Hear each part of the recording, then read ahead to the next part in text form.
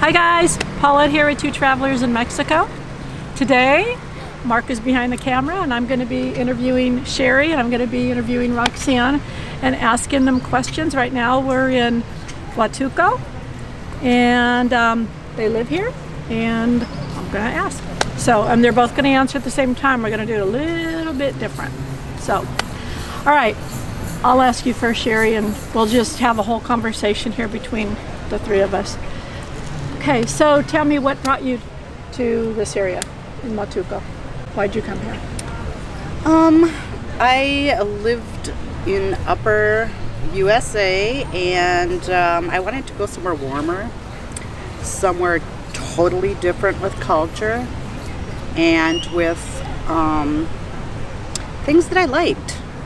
So I started thinking to myself, where are my favorite places I've been to that make me feel good all the time, that isn't a negative place, family oriented, low crime, good food, just all of it. And Cost of living or anything? Yep. Cost of living, and that's all of a sudden it clicked one day, and ever since that day. How long ago? Forward bound. How long ago would you say that you made up your mind? That was in the very beginning of 2018. Okay. And I came in, I got here in September of 2009. No, 2020. Okay. What year is this? 2020. Okay. Yeah. I had to sell some stuff and get some stuff done first. Getting rid of 60 years worth of stuff. Yeah. So it takes a while. But, yep, that's why I came. Okay, and Roxane, how about you? What brought you here?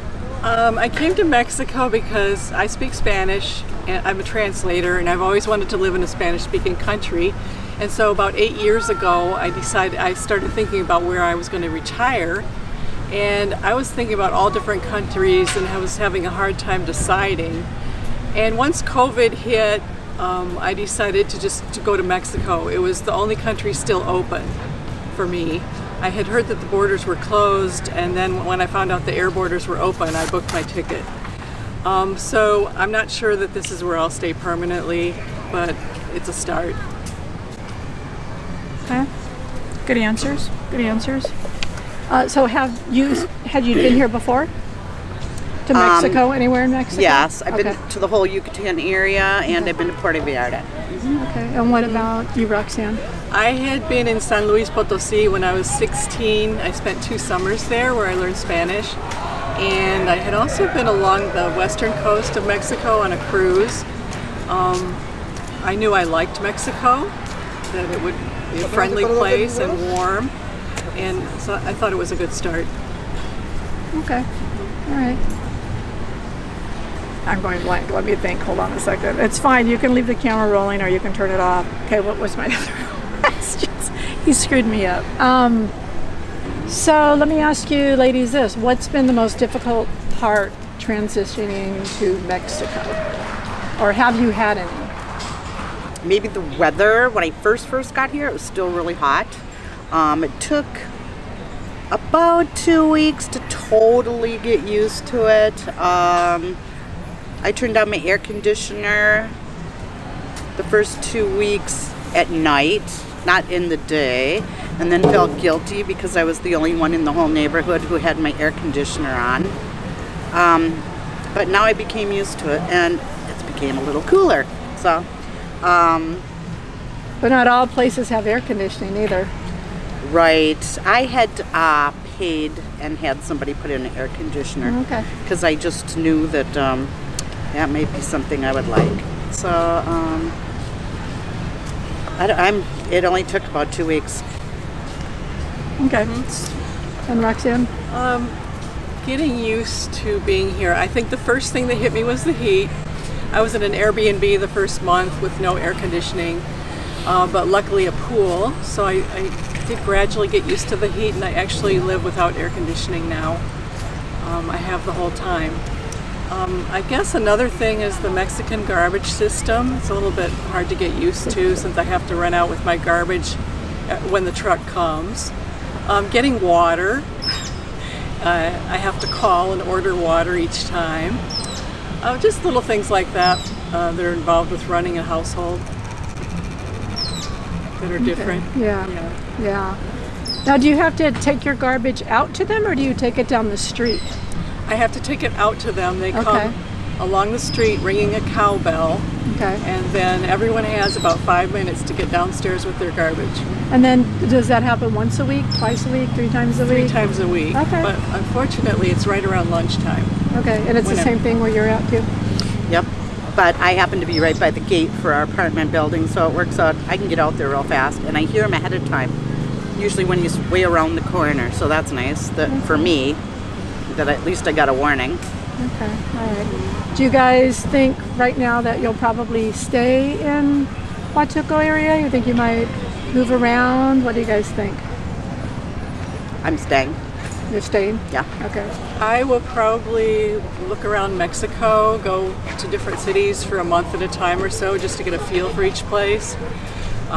For me, the main decision is between the beautiful colonial architecture of places like Oaxaca or San Luis Potosí versus the warm climate where I can swim every day of the year if I want to. So that's the main thing. And I'd really like to see the rest of Mexico too. Yeah, yeah. Okay, and do you guys have any regrets? Any regrets? No. No. Regrets about not doing it sooner? Yeah. Should have done it a long time ago. That's usually everybody's answer. What about you, Roxane? I should have done it about 1.5 years ago after my nephews got into college and I was free to do what I wanted at that point. Should have done it right then. Yeah. Was it hard for you guys to leave family or friends or anything like that, or how do you feel about that? Well, I mean, that's not a very good question in front of them. Well, they probably don't subscribe to my channel. Problem. No, they don't. I was glad to leave. I couldn't wait to get out of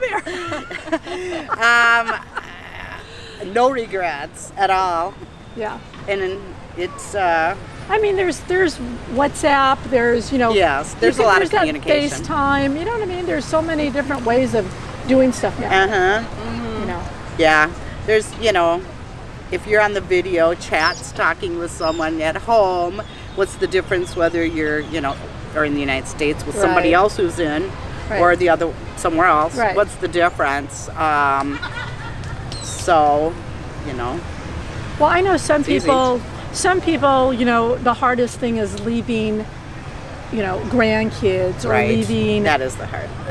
Like they're, I don't know, whatever. Sometimes people are really attached to their friends and what have you, and they just won't do it for that reason, and not everybody is comfortable with making that. That's a big change. Grandchildren, I think, are the hardest. Yeah. Yeah. Well, what about you, Roxane? I always knew I would end up in a Spanish-speaking country, and I really couldn't face the prospect of staying in Michigan with just the dark winters, the cloudy days. But I do miss my family. I wish I was there sometimes, but no, I won't be going back. Okay. Yeah. And lastly, what advice would you give to somebody considering making a move to Mexico, ladies? Start weeding out your stuff that you need to get rid of before you come. That takes a little while. That does. How long did it take you? How long would you say it took you? Oh my gosh, I've been weeding stuff out my whole life. Always cleaning She's a out. pack rat, I take it. No, I'm not. But it's like, you clean out a closet, and then you go to the next closet, and then then you go in a circle, and then things change for style. So then you have a drink and you forget about everything. So I think that if somebody was really going to go full force, 6 months to a year, maybe. Everybody's different. Now, did you sell everything and move? Everything. Okay. Everything gone except for 2 large suitcases and 2 carry-ons. And that's what you brought. That's all I brought. I looked and said, how much do you love this? And tell about that awesome deal that you got coming here, first class. That is just amazing. You told me that you came first class and you got your big Oh, for the price? 2 carry-on. Yes, that was an amazing price. Oh, yeah, I took an airlines and I got first class, and then you get the suitcases for free. 2 big carry-ons, right? Yep, 2 carry-ons, 2 large carry-ons, and then I had, 2 large suitcases to check in. That's what it was, and 2 carry-ons, and then the insurance that I paid to get here, and it was $400. Yeah, and that was 3 different flights, right? 3 different flights, and I got here all. Well, I left at like dinner one night, and I got here by breakfast the next morning. Oh, tell that one story too. What happened when you closed? Then when did you leave? Listen to this story. This is crazy. Well, I sold the house, and the closing was at 2 in the afternoon. I got the check by 4 in the afternoon, and I was on the way to the airport at 4:45 in the afternoon. That's awesome. So everybody goes, "You didn't waste any time at all, did you?" And I'm like, "No." Yeah. No. That's awesome. And then I was here the next morning. Cool. So it worked out real well. Yeah. And then Roxane, how about you? Well, my advice for people leaving the country would be to start early, especially with all your paperwork. It took a surprisingly long time to just make all the phone calls, close the accounts, get all the paperwork ready, plus my files because I have a business. And so that just took a lot longer actually than getting rid of the stuff. Now, did you sell everything, or do you still Well, have? I had actually cleared out everything in Las Vegas. I made a trip back to Las Vegas where I had a lot of my stuff stored because I lived there for 19 years.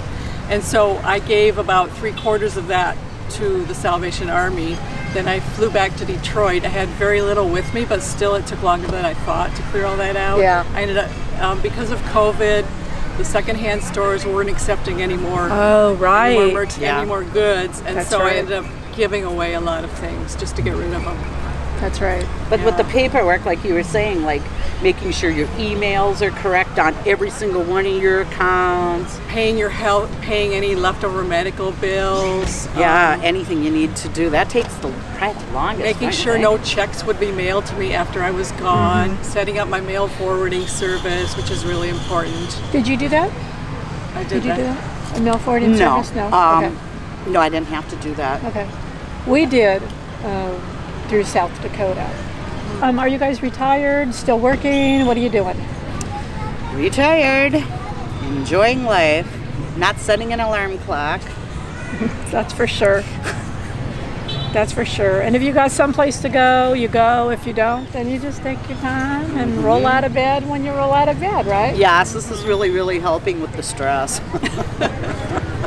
Totally is taking it away. Yeah. Right. And right. Roxane, are you? Well, I came here with the intention to work, but day after day went by and I wasn't working. I have done 2 jobs since I got here. I'm a translator, so I translate written documents from Spanish and Portuguese into English. And so I've had 2 jobs since I got here. So I'll probably just keep on that way, just take jobs once in a while because I can either accept or decline each job. They make me an offer for each job. So she's enjoying her free time, it sounds Yes, like. very much enjoying my free time. Yeah. All right, guys, I want to thank you for taking the time to do an interview with us. So thank you for subscribing to our channel, and as always, from the 2 travelers in Mexico. Adios.